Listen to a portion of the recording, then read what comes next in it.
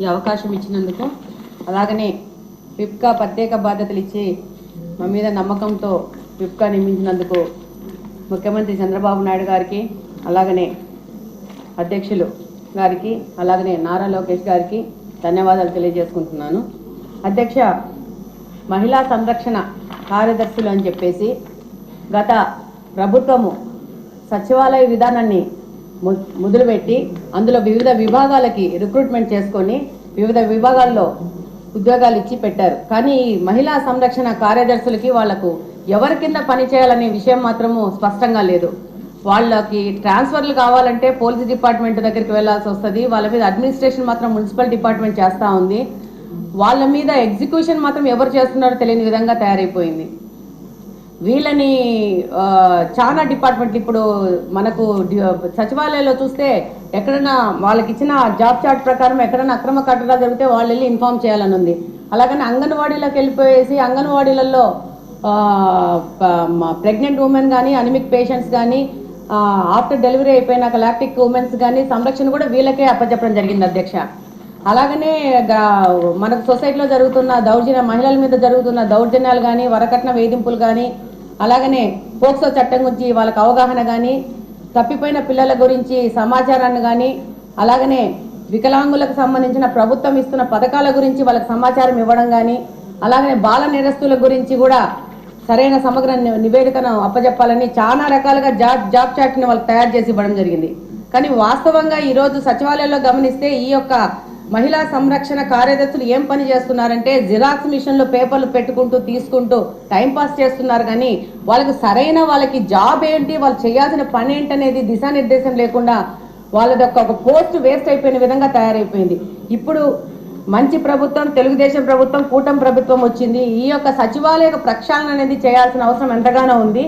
వీళ్ళకి వీళ్ళ డ్యూటీస్ అనేసి ఒకసారి ప్రభుత్వం ఆలోచించి వాళ్ళకి సరైన దిశానిర్దేశం ఇవ్వాల్సిన అవసరం ఉంది. అధ్యక్ష, నమస్కారం అధ్యక్ష. ఇది ఒక పెద్ద అంటే లాస్ట్ గవర్నమెంట్ అసలు అంటే ఇటువంటి దాన్ని ఏమంటారు యాక్ట్లను కూడా చదువుకోకుండా ఎంత గుడ్డిగా ఇటువంటి జీవోలు ఇష్యూ చేసిందని చెప్పడానికి ఇది ఒక తార్కాణంగా మనం భావించవచ్చు అధ్యక్ష. ఎందుకంటే యాక్చువల్గా వీళ్ళని మహిళా లేదా గ్రామ వార్డు మహిళా సంరక్షణ కార్యదర్శుల కింద ఇందాక సభ్యులు చెప్పినట్టుగా జీవో MS నెంబర్ 129 ప్రకారం 2019లో వీళ్ళు నియమించడం జరిగింది అధ్యక్ష. ఓవరాల్గా చూస్తే అధ్యక్ష వీళ్ళు 15,000 మంది రిక్రూట్మెంట్ చేస్తే అధ్యక్ష దగ్గర 13,815 మంది ఈరోజు కార్యదర్శుల కింద మహిళా సంరక్షణ కార్యదర్శుల కింద పనిచేసే పరిస్థితి ఉంది అధ్యక్ష. అందులో సుమారుగా 1,189 ఆటోమేటిక్గా ఇంకా ఖాళీలు ఉన్నాయి అధ్యక్ష. అయితే 13,815 మందికి అధ్యక్ష 2021కి వచ్చేసరికి మళ్ళీ జీవో నెంబర్ 60 ప్రకారం చేసుకుని వాళ్ళని ఒక మహిళా రక్షణ కార్యదర్శుల కింద వార్డు లేక గ్రామ మహిళా రక్షణ కార్యదర్శుల కింద మార్చి వాళ్ళకి ఒక సెపరేట్ జాబ్ చార్ట్ ఇచ్చారు అధ్యక్ష. జాబ్ చార్ట్లో కూడా అధ్యక్ష చూస్తే పోలీస్ డిపార్ట్మెంట్ ఇందాక కోన రవికుమార్ గారి సభ్యులు చెప్పినట్టుగా ఒక చీఫ్ సెక్రటరీకి ఎన్ని బాధ్యతలు ఉంటాయి అన్ని బాధ్యతలు కూడా ఒక గ్రామ మహిళా సంరక్షణ కార్యదర్శికి అప్పచెప్పడం అన్నది చూస్తేనే అధ్యక్ష వీళ్ళ తాలూకు అవివేకం అన్నది లాస్ట్ గవర్నమెంట్ తాలూకు అవివేకం అన్నది చాలా క్లియర్గా అర్థమవుతుంది అధ్యక్ష. ఎందుకంటే అధ్యక్ష ఈ రోజు మనం ఇక్కడ చూసుకుంటే అధ్యక్ష పోలీస్ డిపార్ట్మెంట్లో ఒక ఉద్యోగం సాధించాలంటే వాళ్ళు శారీరక దారుఢ్య పరీక్షలు వాళ్ళు నెగ్గాలి, రిటర్న్ టెస్ట్ వాళ్ళ ఎగ్జామ్ పాస్ అవ్వాలి, 9 months ట్రైనింగ్, కఠోరమైన ట్రైనింగ్ ఉంటుంది అధ్యక్ష. కఠోరమైన ట్రైనింగ్ తర్వాతనే ఆ పోలీస్ కానిస్టేబుల్స్ కింద వాళ్ళు అందరూ కూడా బయటకు వచ్చి పోలీస్ డిపార్ట్మెంట్ వర్క్ చేసే పరిస్థితి ఉంటుంది అధ్యక్ష. కానీ వీళ్ళని మహిళా రక్షణ కార్యదర్శి కింద ఏర్పాటు చేసిన తర్వాత కేవలం 2 వారాలు వాళ్ళకి ట్రైనింగ్ ఇచ్చి, ఒకటేమో ఒక వారం పోలీస్ డిపార్ట్మెంట్ వాళ్ళు, ఇంకొక వారం ICDS డిపార్ట్మెంట్ వాళ్ళు ట్రైనింగ్ ఇచ్చి ఓవరాల్గా చెప్పాలంటే వీళ్ళు గ్రామాల మీదకి వదిలేశారు అధ్యక్ష. వాళ్ళు పంపించిన తర్వాత కూడా వాళ్ళకి ఇష్టాలు కూడా గ్రహించకుండా పోలీస్ డ్రెస్ కూడా వాళ్ళకి వేయటానికి ఇంచుమించుగా పోలీస్ యూనిఫామ్ కూడా వాళ్ళకి వేయాలి అని చెప్పి వాళ్ళు రిస్ట్రిక్ట్ చేస్తే వాళ్ళు కూడా దానికి భయపడి బాధపడి చాలా మంది కోర్టులకు వెళ్ళిన సందర్భాలు కూడా ఉన్నాయి అధ్యక్ష. ఈరోజు కోర్టులో దగ్గర 7 రిట్ పిటిషన్లు మహిళా కార్యదర్శికి సంబంధించి ఆ పోలీస్ డ్రెస్ విషయంలోని కానీ డబ్బులు ఇచ్చుకొని పెట్టుకున్నాడు కదా, ఆ మేధావులందరూ కలిపి ఆల్రెడీ 12,000 మంది వీళ్ళు పనిచేస్తున్నారు కదా, వీళ్ళని మనం పోలీసుల కింద కన్వర్ట్ చేసేస్తే వాటిని తగ్గించి వచ్చని ఒక ఉచిత సలహా పడేశారు అధ్యక్ష. దానికి వెనకాతలు ఒక పోలీస్ డిపార్ట్మెంట్ మీద ఒక అవగాహన, పోలీస్ రిక్రూట్మెంట్ మీద ఒక అవగాహన, వాళ్ళ తాలూకా జాబ్ చార్ట్ మీద ఒక అవగాహన ఉండుంటే ఇలాంటి పని చేసి ఉండేవారు కాదు అధ్యక్ష. ఈ రోజు వీళ్ళ పరిస్థితి ఏమైపోయిందంటే వీళ్ళు వెళ్ళి రిపోర్ట్ చేయాల్సింది గ్రామ సెక్రటరీకి రిపోర్ట్ చేయాలి. వీళ్ళ అడ్మినిస్ట్రేటివ్ పవర్స్ ఎక్కడ ఉంటాయంటే పోలీస్ డిపార్ట్మెంట్ దగ్గర ఉంటాయి. వీళ్ళకి జీతం ఇచ్చేదేమో ఎంపీడీఓ, లీవ్ ఇచ్చేదేమో ఎంపీడీఓ, మళ్ళా తిరిగి ఒకవేళ ట్రాన్స్ఫర్ అవ్వాలంటే డిపార్ట్మెంట్ కలెక్టర్ దగ్గరికి వెళ్ళాలి అధ్యక్ష. అంటే వీళ్ళకి సంబంధించి ఒక అథారిటేటివ్ ఆఫీసర్ ఒకరు కూడా లేక ఇన్ని డిపార్ట్మెంట్స్తో పోనీ పైకి వచ్చిన తర్వాత ఏదైనా పని చేద్దామంటే వీళ్ళు తాలూకా అంటే పైచి అంటే పెరిగిపోయిందంటే లాస్ట్ గవర్నమెంట్కి వీళ్ళ చేతే తక్కువ జీతాలు ఇచ్చి ఎక్కువ పని చేయించుకుందామని క్రైమ్ ఆఫ్ ఎఫెన్స్ దగ్గర కూడా కాపాడడానికి కూడా వీళ్ళు తీసుకెళ్లాలంట. నాన్ బెయిలబుల్ వారెంట్లకు సంబంధించి వీళ్ళు సపోర్ట్ చేయాలంట. అక్కడికి వెళ్ళి మహిళా సంరక్షణ కార్యదర్శుల కింద, మహిళా రక్షణ కార్యదర్శుల కింద అక్కడ ఉన్న అవగాహన కల్పించడం, లేకపోతే ఐసిడిఎస్ సంబంధించి ఏదైనా మిడ్ డే మీల్స్ చూడడం అంతవరకు ఓకే. ఆఖరికి పోలీస్ డిపార్ట్మెంట్కి వాళ్ళ ఇన్వెస్టిగేషన్లోని కూడా వీళ్ళు హెల్ప్ తీసుకొని చేసుకునే పరిస్థితి కనిపించింది. లాస్ట్ గవర్నమెంట్లో చాలా మంది మాతోనే మొరపెట్టుకున్నారు అధ్యక్ష. మేము ప్రతిపక్షంలో ఉండేటప్పుడు పోరాటాలు చేసేటప్పుడు మాకు సెక్యూరిటీ కింద మమ్మల్ని ఆపడానికి, సెక్యూరిటీ కూడా కాదు మమ్మల్ని ఆపడానికి ఈ మహిళా కానిస్టేబుల్తో పాటు మహిళా పోలీసులు కూడా పంపించేవాడు.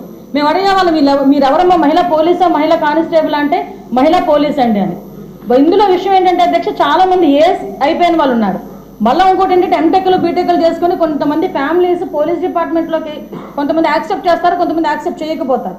ఇలాంటి సిచ్యువేషన్స్ అన్నింటిలోని కూడా ఈరోజు వీళ్ళు పడుతున్న బాధ అధ్యక్ష వర్ణనాతీతం. ఇంకొకటి ఇందులో కొసమెరుపు ఏంటంటే ఎన్నో సంవత్సరాలు కానిస్టేబుల్ కింద చేస్తే హెడ్ కానిస్టేబుల్ ప్రమోషన్ వస్తుంది. హెడ్ కానిస్టేబుల్ దగ్గర నుంచి ఒక ఏఎస్ఐ, ఎస్ఐ, సిఏ ర్యాంక్ వరకు వెళ్తారు. వీళ్ళు ఎటువంటి రిక్రూట్మెంట్ లేదు, ఎటువంటి శారీరక దృఢ పరీక్షలు లేవు, ఎటువంటి రిటర్న్ టెస్టులు లేవు, ఎటువంటి ట్రైనింగ్స్ లేవు.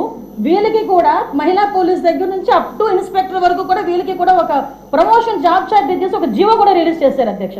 అంటే వీళ్ళు ఎంత అంటే అవగాహన లేదు.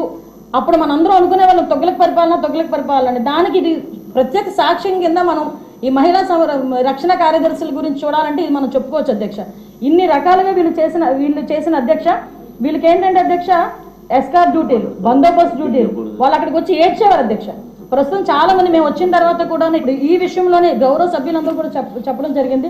వీళ్ళు పోలీస్ డిపార్ట్మెంట్కి సంబంధించిన వాళ్ళ కింద ఉంచాలా, లేకపోతే ఐసిడిఎస్లో మనం పంపించుకోవాలా, వేరే ఎవరికైనా ఏదైనా జాబ్ చార్ట్ ఇచ్చి సపరేట్గా వీళ్ళు ఏదైనా మనం చేయాలా అనేది ఆలోచన చేసుకోవడానికి ఒక సుదీర్ఘమైన చర్చ అయితే జరగాలి అధ్యక్ష. మేము చర్చిస్తాం అధ్యక్ష. నా అప్పీల్ ఏంటంటే ఇక్కడ గౌరవ సభ్యులందరూ ఉన్నారు, గౌరవ సభ్యులందరూ కూడా ఈ విషయంలోనే మనందరికీ కూడా అవగాహన ఉంది.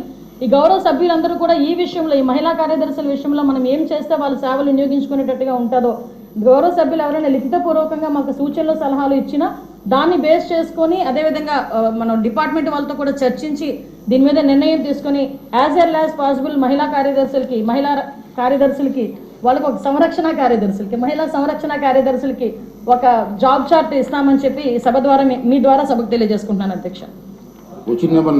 ఇప్పుడు ఆపరేషన్ లేకుండానే మోకాళ్లకు ప్లాస్మా ట్రీట్మెంట్. మీ ఆర్థోపెటిక్ సమస్యలన్నిటికీ రోబోటిక్ టెక్నాలజీ ద్వారా తక్కువ ఖర్చుతో శాశ్వత పరిష్కారం. ఫ్రీ కన్సల్టేషన్, ప్రతి ట్రీట్మెంట్ పై 20% డిస్కౌంట్. ఈ ఆఫర్ కొద్ది రోజులు మాత్రమే. త్వరపడండి. V9 hospitals 9281465842.